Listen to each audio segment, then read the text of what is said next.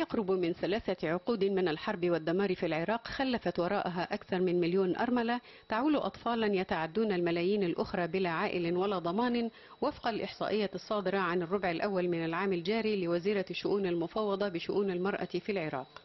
المرأة كانت تتمتع بقدر من الكفالة يضمن لها ولأولادها على الأقل العيش، والذي اختفى الآن تماما بسبب الأوضاع السياسية المتقلبة. وطبقا للواقع الحالي فإن معاودة الذكرى بفقد الأزواج وضياع الأسر يشكل عائقا آخر للأمهات الأرامل، خاصة حاجتهن الملحة لرعاية أولادهن، ومحاولة ضمان الهامش الاجتماعي يشكل قلقا كبيرا لهن.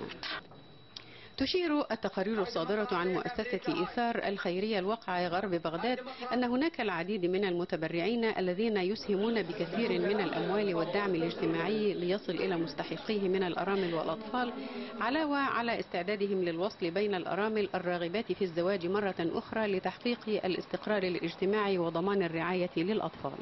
وتقول المسؤولة إن ملف مركزها لديه أكثر من 2000 سيدة أرملة وما يزيد على 7000 طفل واقعين تحت مستوى الفقر والعوز، علما بأن الأغلبية العظمى من هؤلاء النسوة غير متعلمات أو حاصلات على أي شهادات تؤهلهن للعمل، أي أنهن واقعات تحت حصار من الفقر والجهل.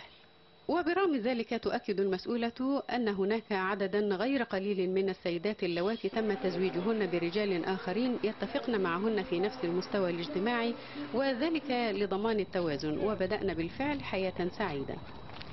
قصة أخرى لسيدة أرملة كانت تحادث نفسها قائلة إن الزواج الثاني ربما يعوض عن افتقاد الزوج، وعلى الأقل يضمن الأمان لأطفال وضعتهم الحرب في ظروف عسيرة. إلا أن غير الراغبات منهن في الزواج ما زلن باقيات على الذكرى والبكاء، حيث قالت إحداهن إن زوجها قتل برصاص القوات العسكرية منذ 3 سنوات، وما تزال تذكر هذا اليوم الدامي ولن تنسى قتل زوجها ما حيت.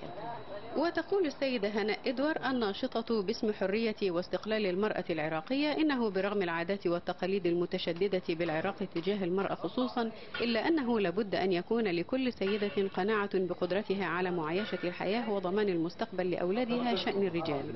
ما يؤكد حفظهن لكرامتهن، وهذا ما نقوم به حقيقة ضمن جدول أعمالنا لتقديم العون والدعم النفسي للارتقاء بهؤلاء النسوة حتى يتغلبن على ظروفهن القاسية.